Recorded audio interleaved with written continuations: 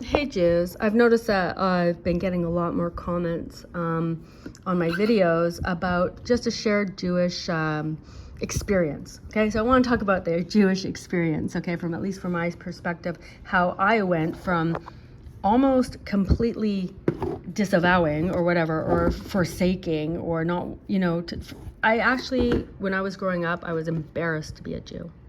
I didn't like people seeing the mezuzah on our house. I didn't even understand that. And until I became Balat Tshuva, a repentant person who came back to live as a Jew in our reality, more on that later, I didn't even know that there was supposed to be something inside the thing that you see on your door, the mezuzah. Okay, I didn't know there was a scroll in there. Like zero clue about anything. However, I did think that religion was outdated, and I didn't really like to see Jews that looked like different than everybody else. I didn't like to see religious Orthodox Jews because I thought that that was shameful. And I thought that that was a reason for anti-Semitism. And I assumed that that brought on the Holocaust because people just got sick and tired of these people who won't let go of their religion, and just won't mix in. And I don't know, like that's pretty much my understanding how I grew up thinking about Judaism. Okay, but at the same time, we had Passover. We did our, Seder. We sometimes did the high holidays, whatever, Rosh Hashanah and Yom Kippur, to the best of our ability. But just me personally, and I was the one that was the farthest away in our family, I think, from, sometimes I never, when I moved away, I didn't come home for Passover. I didn't care about that. Like, because if you don't believe in God, I was like, why, if I don't believe in God and I don't believe in any of this story, just like I didn't believe in anyone's story, I don't believe in religion, stupid. I believe in spirituality because I'm smart, because I'm seeking, I'm a spiritual seeker. So I'm going to go and seek stuff about our soul. I wanted to know about the soul. I wanted to know about energy and vibration and love and peace. And that's what I was interested in. Okay, but obviously that's not here, is what I thought.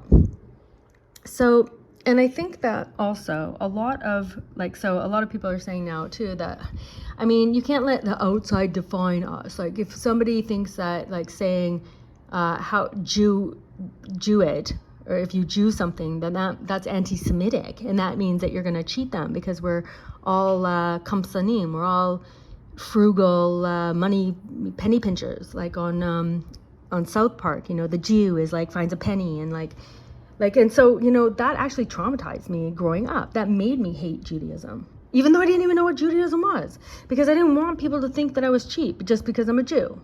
So, by the way, then I ended up paying for I was like extra generous because I was like, even though I didn't even care about my Judaism. So like, what's going on with my conscious mind at that point? That's how I grew up. And also at the back of my mind, I was all very scared and traumatized about the Holocaust because my great-grandparents perished in the Holocaust, and very scary things. I saw lots of movies, and we have Holocaust Remembrance Day every year just to traumatize us. So we all have trauma, and we all have these stereotypes that we've lived with all of our lives over here, living amongst the 70 nations, completely assimilated, and yet still a Jew. Still a Jew. So completely assimilated, doing everything the Goy does, dating the Goy people, doing all of their fun holidays, all of their much more fun holidays, right? And still yet just a Jew, right? Still just possibly greedy, possibly cheap, possibly could be, burned in an oven anytime, sent off on cattle cars. Right? So obviously I was, wow, thank God we have Israel, the state of Israel. And thank God there's Zionism, because we're just a people, okay? We're just one of the nations. We're the 71st nation. We're just a bunch of people, just like you and me, just like everybody else. Okay, no difference. Don't live different. Don't believe anything at all, really. Believe whatever everyone else believes. That everything's possible, that everything's random, evolution, survival of the fittest, possibly some spiritual information that sounds cool and everybody accepts. Everyone accepted me when I was like wearing white all the time and doing mantras and meditating and going to India oh, that was cool. I was cool. I was a cool Jew. But the minute that I'm like, whoa, wait a minute.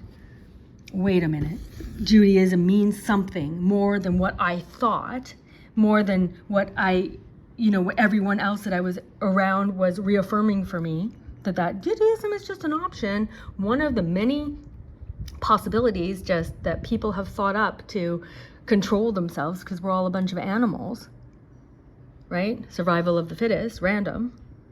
But no, when I actually went back, when I actually came to a point when I was willing to confront my Judaism really, and for me it came differently, because for me it came as a search. I was searching for the spiritual information that I felt must be to make anything make sense. Okay, so yes, we're having a physical experience in our body. We do have a soul, as it turns out. And another dimension of our reality is time. And so all of the holidays in the Jewish calendar are purposeful. They're not just, don't go have fun. Don't just get drunk and fall asleep and that's it. Party. Everything means something. Everything means something, because we we weren't born just randomly. We're not all a bunch of stardust. That's not the situation. That's not reality, okay? So I had to also get out of my head, okay, and be more conscious, make my own decisions on my own identity. I am a Jew, and it never mattered how much I thought I mixed in. I was always a Jew, and I am a Jew, and so are you, because it's here. It's something that's not explainable, and that is also the explanation for anti-Semitism, because it's not natural, because it's something spiritual. Okay? So you are a Jew, you've always been a Jew, and now it's time for you, Jew, to understand what that means to you. So as I was saying, I was happy that there was a state of Israel here, even though at the time I didn't know any Torah, so I didn't know it was anti-Torah. I just thought it was cool. It was a cool place. Gay friendly, love is love, whatever. You don't have to look a certain way. Yes, there are the Orthodox Jews, but they're the parasites, and they're in their own little special areas, and we hardly have to encounter them, and whatever, right? So that's what I thought, honestly. And I want to say, and I did do a video on this once, about our collective trauma and our trauma bonding to the state of Israel, because that's what the Holocaust Remembrance Day does for us. It just re-traumatizes us.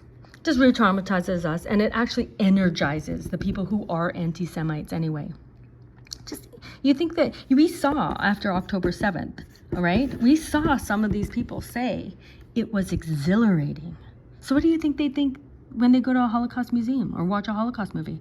You think that wasn't exhilarating? That just doesn't fuel them? No, everybody's a good person. That's not true either. There's evil in this world. There's an evil in this world. And we are actually commanded to know that. We have to know that there's a God. There's holy and there's unholy. Okay? Otherwise, we're not going to understand reality at all. Not at all. Okay? And so our collective generational trauma has led us to become trauma bonded to this anti-Torah state. And now we're finding out that some of the friends we think we have are not our friends. Some of the things that we thought were going to save us are not going to save us. And in fact, the truth of the reality is, when we peel it all away and when we really sit and think about things, and when we sit and think about the history of the nation of Israel, where in every generation they rise up to kill us, and they would do it 100% if they could, but they can't. Okay? And that's not explainable. The only way that it is explainable is factoring in the fact that there is a God, he's protecting us, and we know this by learning the Torah, and we get his protection by actually doing the Torah, by living in this reality like a Jew. Okay? So I don't know what your experience is growing up and thinking about your Judaism and what it means to you from the inside out, from you sitting and thinking about it, from you meditating on that. And I'm going to do maybe, Blinetta, a video about how to meditate, really, because when you meditate, okay, and it's not so, crazy ways and whatever, it's very logical and very easy to do. And the whole point is to calm your mind so you can get in touch with your soul, for you to understand what is at the core of your heart, what is at the core of your soul. Who are you? Why are you a Jew? What is a Jew? What is the nation of Israel? And what is the purpose of life? Okay, and it's worthwhile to sit and contemplate those things. Ask yourself the questions. How much of your Jewish identity was a reaction to the outside, to things that have nothing to do with who you really are? And I can tell you from my experience that I never thought that I would be an ultra Orthodox Jew. But I am, Baruch Hashem, thank God.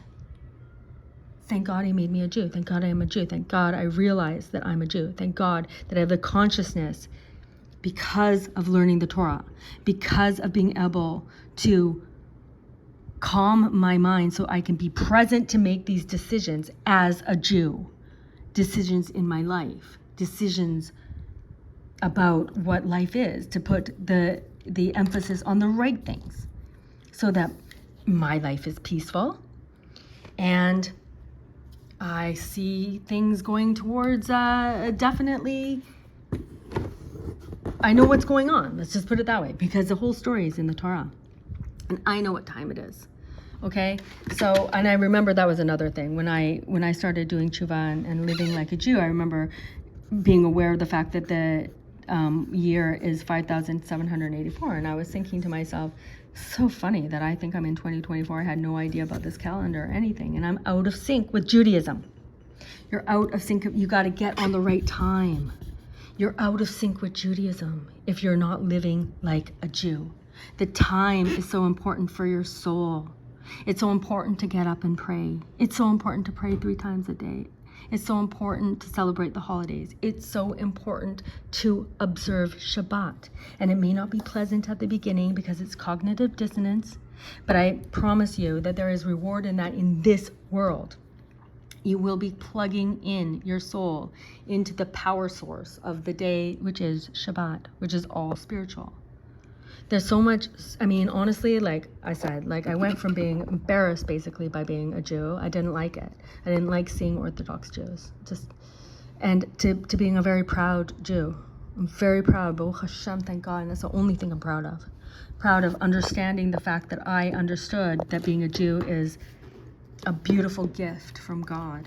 And I don't care what anybody has to say about that. I don't care about how they want to define me. I don't care about how they want to misunderstand, the Talmud.